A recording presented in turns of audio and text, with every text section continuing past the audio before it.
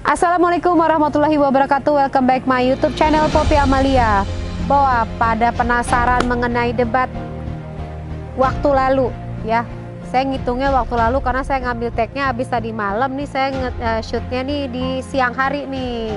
Habis kerja guys, maka saya memakai baju seragam saya nih karena pengen banget dan penasaran banget semua kegiatan ekspresi persiapan daripada calon presiden kita di debat ketiga. Kita langsung masuk pembahasannya, namun kamu like, subscribe, and share terlebih dahulu, serta jangan lupa tekan tanda lonceng.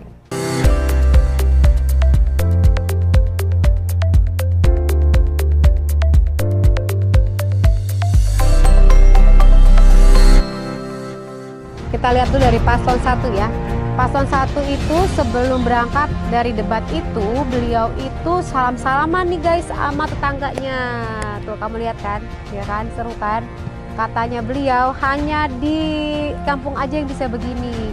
Nah, pamit-pamitan kepala tetangga itu menggambarkan bagaimana beliau itu respect lah terhadap lingkungannya dan meminta support doa. Itu penting banget ya. Artinya sosialisasi beliau tuh bagus. Nah, kalau cawapresnya masih kampanye. Oke, kita lihat lagi sekarang paslon yang kedua. Nah, kalau paslon 2 ini, Pak Capresnya ini Pak Prabowo lebih tepatnya adalah mempersiapkan lebih ke arah membaca lagi, kemudian membaca dan berdiskusi nih dengan timnya. Nah, kalau Wapresnya nih, cawapresnya yang menarik. Potong rambut guys. Makin ganteng aja nih. Oke, kita lihat ya, kenapa nih ganti stylenya nih, menarik untuk diulas nih. Ya, tadi ingin memberikan gambaran lebih fresh sih, mungkin lebih mature ya. Wah, itu penting banget tuh. Tapi kalau Pak Ganjar yang menariknya adalah pada saat hari H ya, kita masuk ya. Nah, kalau hari H Pak Ganjar itu memakai pakaian yang spesial khusus nih. Dan saya melihat ya, beliau itu setiap kegiatan itu pasti tematik ya. Jadi sangat menyesuaikan dengan debat konten yang mau dibahas, yang mau diangkat. Karena bicara mengenai ketahanan, bajunya langsung berganti dengan warna army look. Wah, keren banget ya Bapak ya, berdua ya, keren banget. Dan matching banget seperti Top Gun. Wah, seperti Tom Cruise nih ceritanya. Dengan gaya-gaya khusus seperti ini. Lihat, dan bajunya juga ada bacaannya set cekatan, satu lagi adalah tastes. Artinya tuntas ya, sampai ke akarnya, sampai selesai apapun yang dikerjakan, masih bertahan dan ada bacaan 03. Yo, oke. Tapi yang memberikan gambaran adalah jaket bomber nih, memberikan image-nya apa? Muda, army ya, mendukung daripada konten yang mau dibahas. Nah, kalau untuk paslon yang kedua itu tetap konsisten dengan memakai baju berwarna biru ya. Yang memakai jaket OTD-nya tuh memakai jaket dilinting gitu kan, dengan rambut barunya. Oke, yang pertama adalah Pak Anies. Pak Anies masih konsisten nih memakai baju blazer, kemudian juga memakai dalaman putih formal ya. Jadi selalu dipertahankan untuk formalnya. Pas masuk semuanya bersalam-salaman, menarik ya. Nah, nanti kita akan compare nih dengan pas setelah selesai. Pas masuk tuh salam-salaman semuanya, tapi pas setelah selesai nih Pak paslon untuk yang capres 2 ya, itu langsung meninggalkan lokasi, nggak sempat salam-salaman dengan yang satu. Nah, oke, kita sekarang analisa ya bagaimana pada saat Pak Ganjar berbicara.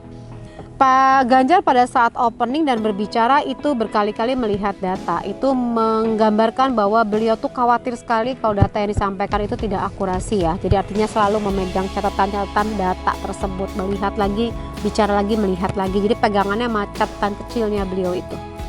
Ini penting karena secara overall kalau saya lihat dari gayanya beliau public speaking ya, itu beliau memang udah jago lah, udah pakar lah dalam berbicara dan berretorika. Artinya memang kalau public speaking Anda harus paham ya, apapun bicara mengenai public speaking pasti retorika, pasti dilatih, jadinya retorika itu. Jadi jangan sampai berpikir bahwa ahli retorika banget sih, enggak. Semua orang jago public speaking sudah pasti jago berretorika gitu. Nah, Pak Ganjar ini suaranya mendukung dan keyakinannya juga baik ya, kemudian berkali-kali ngeliat data, meyakinkan, kemudian juga cara megang mic dan semuanya itu terlihat profesional sekali. dalam penguatan cyber system kita, termasuk pengembangan SDM cyber yang kuat. Dan lagi didukung oleh bajunya beliau yang disiapkan. Jadi saya ngeliat ini prepare sekali Pak Ganjar di sini.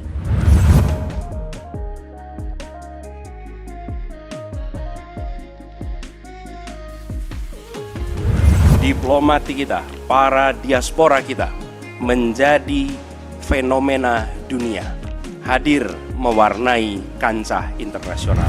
Cara beliau untuk bicara, melihat ke kanan, ke kiri, menyapu semuanya, artinya menyapu tuh melihat semuanya, pandangan mata itu ya memang pro ya, di sini profesional.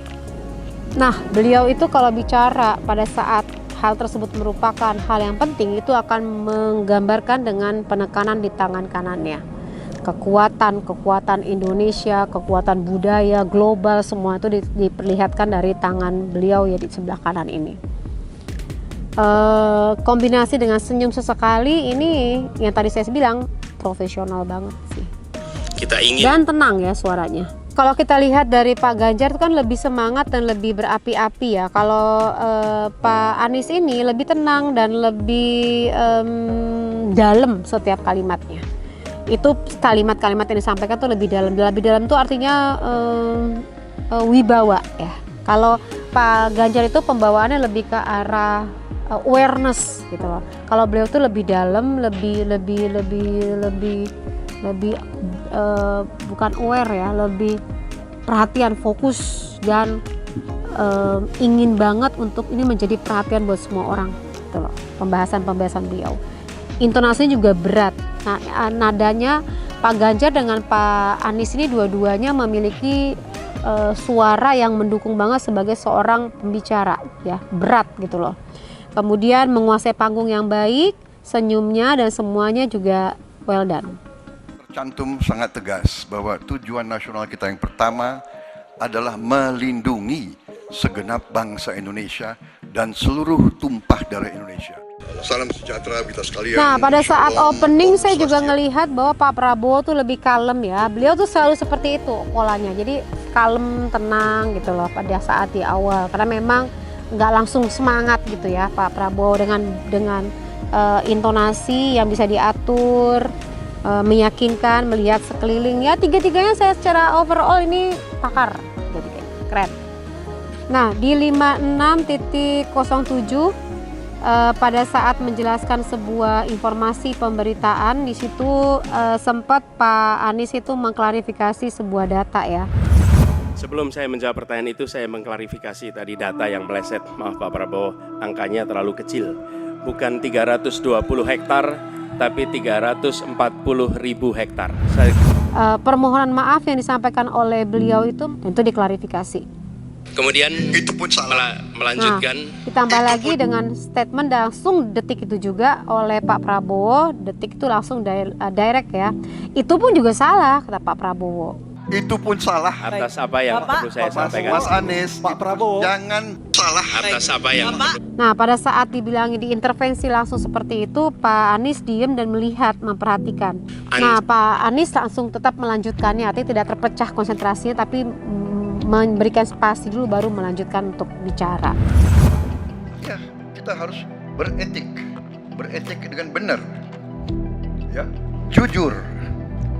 Apa yang kita katakan itu ya yang ada di hati kita. Militer Nah, Indonesia Pak kita Anies buka. tersenyum Iya kan? melihatnya dengan Jadi, tenang. Nah, saudara bicara etik, ya kan, saya tuh keberatan karena saya menilai, maaf ya, karena Anda desak saya terus terang aja saya menilai Anda tidak pantas bicara soal etik. Nah, ada intonasi penekanan, nah tidak pantas bicara mengenai soal etik Itu di saja. situ. Saya merasa bahwa Anda itu Nah, di sini Pak Anies tersenyum posturing ya. Anda tuh menyesatkan. dan posturing Itu dan aja. menyesatkan Ya. di situ. Saya boleh berpendapat kan? Tapi tadi pada saat bicara Pak Prabowo mengatakan saya boleh berpendapat kan, artinya boleh nggak sih saya ngomong untuk meyakinkan juga. Tapi ini adalah kalimat yang disampaikan karena ini bicara mengenai etik. Jadi ada ketersinggungan lah di sini. Saya menilai Anda tidak berhak bicara soal etik. karena Anda memberi contoh yang tidak baik soal etik. Terima kasih. Bahwa Anda tidak pantas atau tidak tepat bicara mengenai etik. Lalu di counter lagi di sini nih dibicarakan bahwa sebaiknya lebih tenang pada saat menyatakan atau berbicara atau bersikap. Penting sekali untuk kita tenang, dingin, jangan emosional dalam menghadapi persoalan-persoalan kenegaraan, dalam menghadapi persoalan-persoalan pertahanan. Demikian jawaban kami. Terima kasih. Kemudian juga di sini ada sampaikan bahwa banyak orang dalam, itu alisnya Pak Prabowo langsung bergerak gitu kan. Karena banyak orang dalam yang terlibat. Teknologi militer Indonesia. Lalu orang Nah, dalam program Indonesia Defense Security, jadi ada program yang menyatakan bahwa konsep tersebut terlibat orang dalam. banyak orang dalam pengadaan alutsista. PT Teknologi Militer Indonesia, Indonesia Defense Security. Lalu orang dalam pengelolaan food estate. Nah, pada saat dan Bapak tetap berjalan padahal ada pelanggaran etika. Nah, di situ Pak Prabowo ngelihat Ketika ada pelanggaran etika dan Bapak tetap jalan terus dengan cawapres yang melanggar etika. dan dalam pidato Bapak mengolok-olok. Di sini kelihatan sekali konflik yang terjadi. Kemudian dalam pidato Bapak mengolok-olok tentang pentingnya etika. Saya tidak tega untuk mengulanginya. Pertanyaannya, apa penjelasan Pak Prabowo soal itu semua? Dan mengatakan saudara Profesor Anies Baswedan, itu etik yang tertinggi, menyatakan dengan lengkap kalimatnya bicara mengenai etik. Dan Pak Anies tetap tenang ya menjawabnya, tinggi, kebersihan jiwa di situ Pak Prabowo. Nah, seperti itu. Jadi artinya kemarahan Pak Prabowo tadi di sini tadi ya, karena tadi ditanyakan ya pasti akan memberikan jawaban balik sih, seperti itu. Ini mereka berdua nih tersenyum loh. Jadi pada saat Pak Prabowo ngomong mereka tuh tersenyum berdua gitu loh. Dan Pak Prabowo kali ini tidak ada goyang gemoy ini ya kali ini ya, karena memang ini pembahasan yang serius. Keduanya ini kayak fokus banget untuk ngebahas masalah pertahanan ke beliau langsung ya keduanya ya. Tapi memang beliau adalah Menteri Pertahanan ya, jadi pertanyaan langsung straight to the point kedua-duanya. Walaupun di awal ini masih ngedukung ya. Dan Bapak tidak mampu membantah di sini. Bahkan saya sudah memberikan ruang terbuka. Kalau ada staf yang bisa membantu silakan berdiri di sini. Staf saya, oh Anda mau bilang angkanya silakan naik ke sini. Wah, itu kalimatnya garis banget. Apa yang Bapak jawab dari seluruh pertahanan di Indonesia ini? Tadi sungguh-sungguh saya meragukan itu karena data ini Pak Prabowo sempat ngegeleng-geleng seperti ini ya. Yang bisa membantu silakan berdiri di sini. Wow, ini percaya diri sekali dengan memiliki data seperti itu.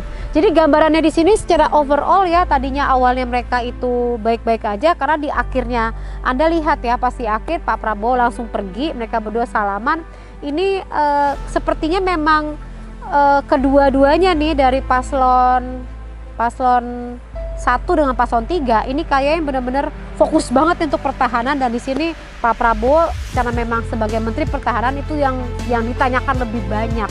Itu membuat Pak Prabowo pastinya juga tidak nyaman karena dua-duanya bertanya ingin lebih banyak informasi, tapi kedua-duanya sepertinya ke arah bukan menyerang ya, tapi ingin dapat informasi lebih clear gitu lebih tepatnya. Ayo jelasin kepada saya mengenai pertahanan, ayo Pak. Nah seperti itu tuh. Jadi debatnya ini 1 lawan 2. Saya melihatnya seperti itu ya, Tapi ini debat kali ini. Kalau debat yang lain-lainnya sih ya masih lebih santai. Tapi kalau untuk pertahanan ini agak sedikit spesial nih ya. Itulah mengakibatkan mungkin pada saat di endingnya Pak Prabowo langsung pergi aja kan. Dan sempat mengeluarkan statement bahwa agak kecewa ya. Jangan dengan situasi tersebut. Nah, ini masih debat ketiga. Tenang aja, masih ada debat-debat 4-5 lainnya. Kita tunggu seperti apa. Tapi yang jelas apapun juga pada dasarnya mereka akan memberikan yang terbaik pada saat debat tersebut. Dan saya hanya menyampaikan pesan, ayo kita kelola emosinya pada saat bicara menjadi public speaker di depan orang lain. Karena masyarakat nanti akan menilai. Penilaian masyarakat ini akan mempengaruhi siapa yang akan dicoblos ya sebagai calon presiden terbaik Indonesia. Terima kasih dan kasih komen di bawah ini yang baik-baik aja, ingat yang baik-baik aja, dan saya juga tidak ngepro kemanapun. Poinnya adalah saya melihat secara public speakingnya. Sampai bertemu lagi. Wassalamualaikum warahmatullahi wabarakatuh. Bye-bye.